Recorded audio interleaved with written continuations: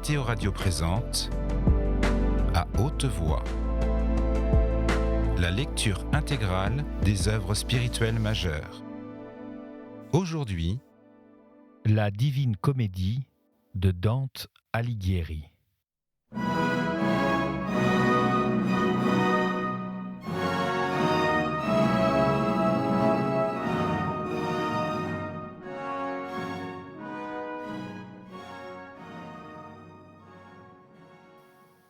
Chant 14e. Du centre à la circonférence, et de la circonférence au centre, se meut l'eau dans un vase rond, selon qu'elle est frappée en dehors ou en dedans. Ceci soudain me vint à l'esprit, sitôt que de Thomas se tut la glorieuse âme, par la similitude avec son parler et celui de Béatrice, à qui, après lui, il plut de recommencer ainsi. Celui-ci a besoin, et ni sa voix ni sa pensée même ne vous le disent, d'aller à la racine d'une autre vérité. Dites-lui si la lumière dont se fleurit votre substance, avec vous demeurera éternellement comme elle est maintenant. Et si elle demeure, dites comment, lorsque vous serez redevenu visible, il se pourra qu'elle ne vous soit pas à voir un empêchement. Comme quelquefois, par plus d'allégresse poussée et tirée, ceux qui dansent en rond élèvent la voix et dans leurs gestes s'animent de plus de gaieté, ainsi, à la prompte et dévote prière, les cercles saints montèrent dans leur danse et leur merveilleux chant une joie nouvelle. Qui se lamente de ce qu'ici l'on meurt pour vivre là-haut, ne voit pas quel y est le rafraîchissement de l'éternelle pluie. Cet un et deux et trois qui toujours vit, et règne toujours en trois et deux et un, non circonscrit et circonscrivant tout, trois fois était chanté par chacun de ses esprits, avec une telle mélodie qu'à tout mérite elle serait une pleine récompense. Et dans la plus divine lumière du cercle le plus étroit, j'entendis une voix modeste, telle peut-être que fut celle de l'ange à Marie, répondre « Aussi longue que sera la fête du paradis, aussi longtemps notre amour fera rayonner autour de soi un pareil vêtement. Son éclat suit l'ardeur la vision, et celle-ci est égale à la grâce surajoutée à sa puissance. Lorsqu'elle aura revêtu la chair glorieuse et sainte, plus étant complète plaira notre personne. Ce pourquoi s'accroîtra ce que de gratuite lumière nous donne le souverain bien, lumière qui nous rend apte à le voir, d'où doit croître la vision, croître l'ardeur qu'elle allume, croître le rayon qui de l'ardeur vient. Mais comme le charbon qui jette de la flamme et en éclat la surpasse, tellement que distinct il y apparaît, ainsi cette splendeur qui maintenant nous enveloppe sera vaincue par l'éclat de la chair qu'aujourd'hui la terre recouvre. Et point ne vous fatiguera cette éclatante lumière, parce que seront forts les organes du corps à tout ce qui pourra nous délecter. Tant me parurent animés et promptes l'un et l'autre cœur à dire Amen, que bien montrèrent-ils le désir des corps morts, peut-être non pour eux seuls, mais pour les mères, les pères et les autres qui leur furent chers, avant qu'ils fussent des flammes éternelles. Et voilà qu'au-dessus de la lumière qui était là, en est autour une autre de pareil éclat, à la manière d'un horizon qui s'éclaircit. Et comme quand monte le premier soir, de nouveaux astres commencent à se montrer dans le ciel, de telle sorte que la vue paraît et ne paraît pas vraie, il me parut là commencer à voir de nouvelles substances tourner en dehors des deux autres cercles. Ô vrai rayonnement de l'Esprit Saint! Comme soudain son éclat frappa mes yeux, qui, vaincus, point ne le supportèrent. Mais si belle et si riante à moi se montra Béatrice, que les choses alors vues doivent rester avec les autres que la pensée laissa derrière soi. D'elle, mes yeux reprirent la force de se relever, et je me vis transporté seul avec madame en une plus haute gloire. Bien m'aperçus-je que j'avais monté à l'éclat flamboyant de l'étoile qui me sembla plus rouge que celle déjà vue. De tout cœur, et dans ce langage qui est le même en tous, à Dieu j'offris un holocauste, tel qu'il convenait à la grâce nouvelle. Et dans ma poitrine, pas encore n'était épuisée l'ardeur du sacrifice, que je connus qu'il était accepté favorablement. Au-dedans de 2 rayons m'apparaissent des splendeurs si vives et si rouges que je dis « Ô Hélios, qui ainsi les orne ?» Comme, distincte des petites et des grandes lumières, entre les pôles du monde blanchi galaxie, de manière que pour de très savants elle est un sujet de doute, ainsi ces rayons constellés formaient dans la profondeur de Mars le signe vénérable que dans un cercle forment 2 lignes qui se coupent carrément.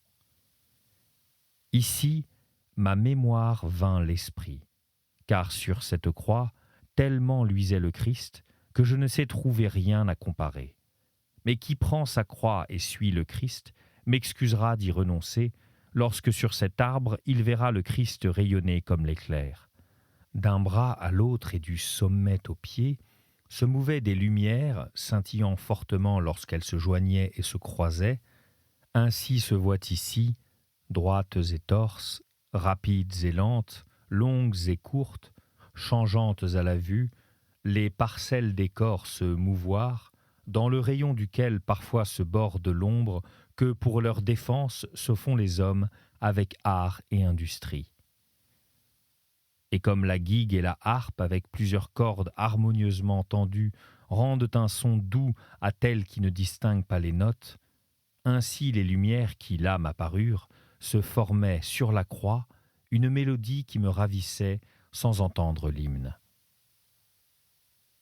Je reconnus qu'elle contenait de hautes louanges parce qu'à moi venait « Tu ressuscites et vins », comme à quelqu'un qui ouït et n'entend pas.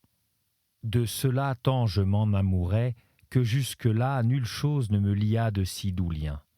Peut-être ma parole paraîtra trop hardie, mettant après le plaisir des beaux yeux dont la vue apaise mon désir. Mais qui pense que plus il s'élève, plus les sceaux vivants de toute beauté sont féconds, et que je ne m'étais point retourné vers cela, peut m'excuser de ce dont je m'accuse pour m'excuser, et voir qu'est vrai ce que je dis, le plaisir saint n'étant point ici pleinement épanoui, parce qu'en montant il devient plus pur.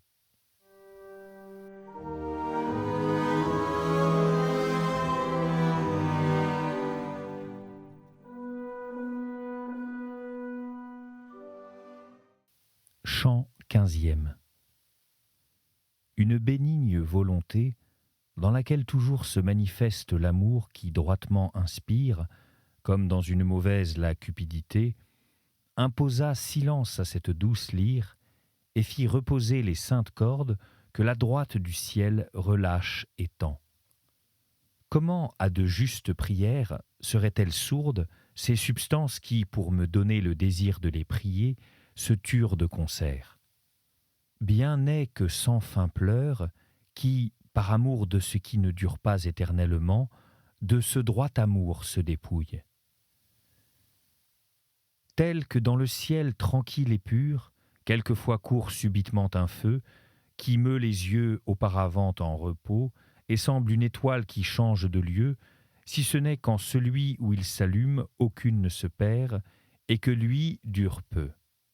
Tel du bras qui s'étend à droite, au pied de cette croix, courut un astre de la constellation qui là resplendit, et de son ruban, point ne sortit la gemme, mais dans la bande brillante elle courut, semblable à un feu derrière l'albâtre.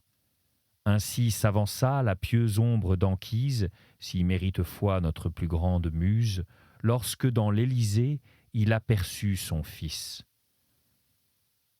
Ô sanguis meus, ô super infusa, gratia Dei sicut tibi cui, bis unquam celi janua reclusa, ce qui signifie « Ô mon sang, ô surabondante grâce de Dieu, à qui, comme à toi, la porte du ciel fut-elle jamais ouverte 2 fois ?»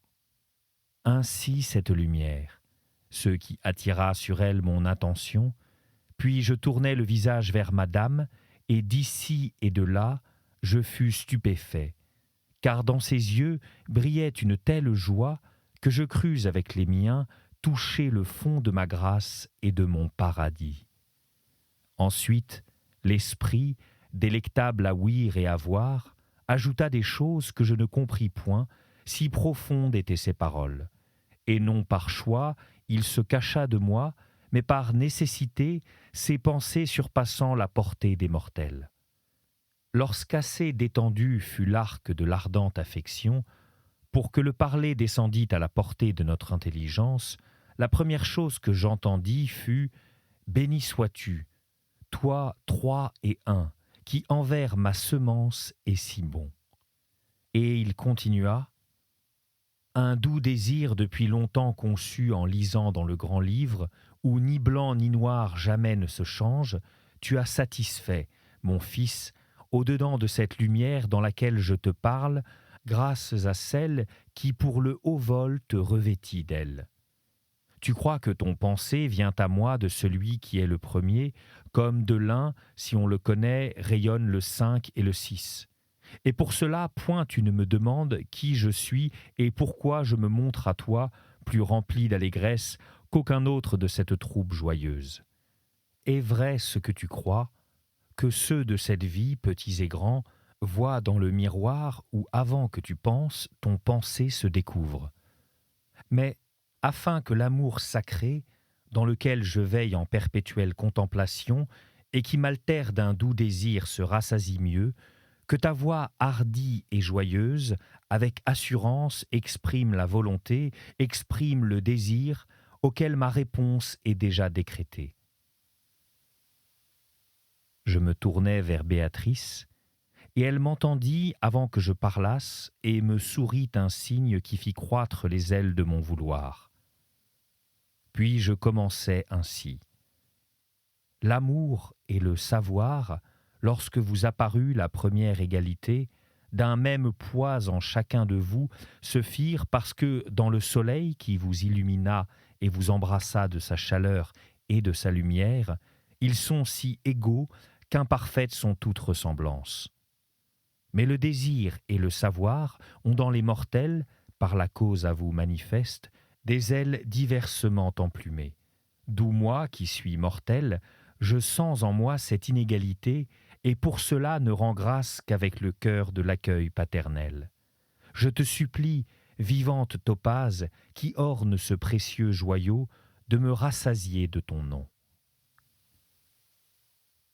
Ô mien rameau, en qui je me suis complu durant l'attente même, je fus ta racine.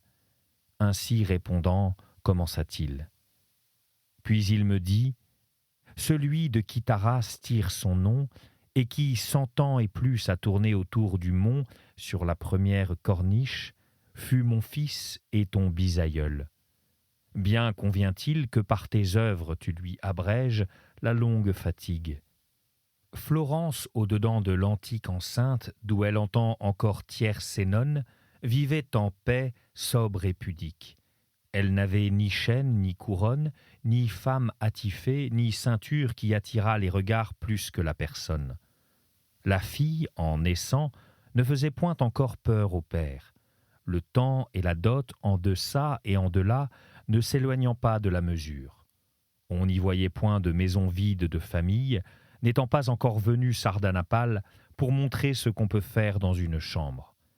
N'avait pas encore vaincu Montemalo, votre Uccelatoio, qui, comme il l'a vaincu à monter, le vaincra à descendre. J'ai vu Bélincion Berti à l'essaim de cuir et d'eau, et sa femme revenir du miroir sans que son visage fût peint.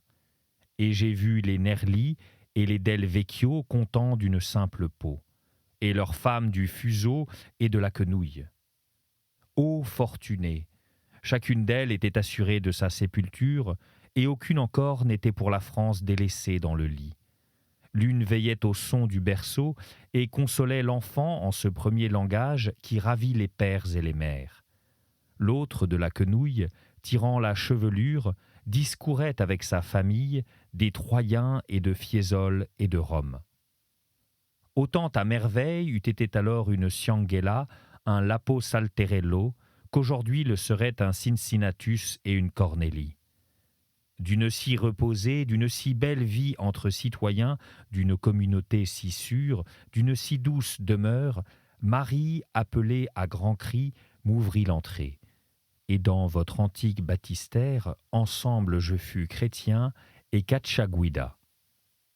Moronto fut mon frère, et Élisée, ma femme vint à moi du Val de Pau, et de là ton surnom. Puis je servis l'empereur Conrad, et il me ceignit chevalier dans sa milice, tant par bien ouvré lui fus-je agré. À suite, j'allais combattre l'iniquité de cette loi, dont le peuple usurpe par la faute du pasteur votre juste droit.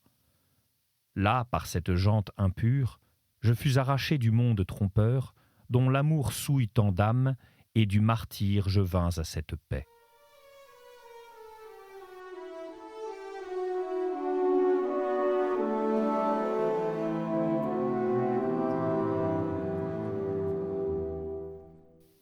Chant 16e. Ô notre chétive noblesse de sang, que de toi l'on se glorifie ici-bas où languit notre amour, jamais ne me sera-ce chose merveilleuse, puisque là où point ne dévie le désir, je dis dans le ciel, je m'en glorifiais. Bien es-tu un manteau qui se raccourcit vite, si de jour en jour on y ajoute le temps autour promenant ses ciseaux. Par vous, dont Rome usa la première et dans lequel moins persévérèrent ses habitants, recommencèrent mes paroles. D'où Béatrice, qui était un peu à l'écart, parut être celle qui toussa à la première faute écrite de Ginevra. Je commençais « Vous êtes mon père. De parler, vous me donnez toute hardiesse. Vous m'élevez au-dessus de moi-même. Partant de ruisseaux, mon âme se remplit d'allégresse. Qu'elle se réjouit de soi, de ce qu'elle peut la supporter sans se briser. Dites-moi donc, ô ma tige chérie, quels furent vos ancêtres et quelles années se comptaient dans votre enfance? Dites-moi donc ce qu'était alors la bergerie de Saint-Jean et qui, en elle, étaient les gens dignes des plus hauts sièges. Comme s'avive au souffle des vents le charbon dans la flamme, ainsi vis-je à mes caressantes paroles resplendir cette lumière. Et comme à mes yeux elle se fit plus belle, ainsi d'une voix plus douce et plus suave, mais non dans ce moderne langage, elle me dit « Du jour où il fut dit Ave à l'enfantement par lequel ma mère, maintenant sainte, s'allégea de moi, qu'alors qu'elle portait, 550 fois, ce feu vint à son lion pour se renflammer sous ses pieds. Mes anciens et moi, nous naquîmes dans le lieu où premièrement trouve le dernier quartier, celui qui court votre jour annuel. De mes ancêtres, il suffit d'ouïr ceci. Ce qu'ils furent et d'où ils vinrent, plus honnête est-il de s'en taire que d'en discourir. Tous ceux qui, en ce temps, propres à porter les armes, vivaient là entre Mars et Baptiste, étaient le 5e de ceux aujourd'hui vivants. Mais la commune, maintenant mêlée de ceux de Campi et de Certaldo et de Figuinet, se voyait pure alors dans le dernier artisan. Combien il serait mieux que marquassent vos confins Galuzzo et Trepiano, et que vos voisins seulement fussent ceux dont je parle, que de les avoir dedans, et de supporter la puanteur du vilain Aguglione et de celui de Signa, qui, pour fourber, a l'œil si perçant. Si la gente qui dans le monde le plus forligne n'eût pas été marâtre à César, mais bénigne comme une mère à son fils, tel a été fait Florentin, échange et trafic qui serait retourné à Simifonte, où son aïeul allait mendiant. Montemourlo serait encore au comte, seraient les Cerchi dans la Pieve d'Agone, et peut-être dans les Val di Grieve, les Buondelmonti.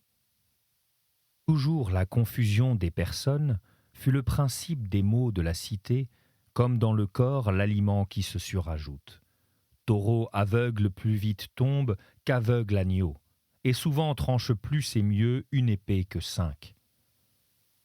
Si tu regardes Luni et Urbisalia, comme elles s'en sont allées, et comme après elles s'en vont Quisi et Sinigalia, ouïr comment les familles déclinent ne te paraîtra chose nouvelle ni étrange, puisque les cités ont un terme.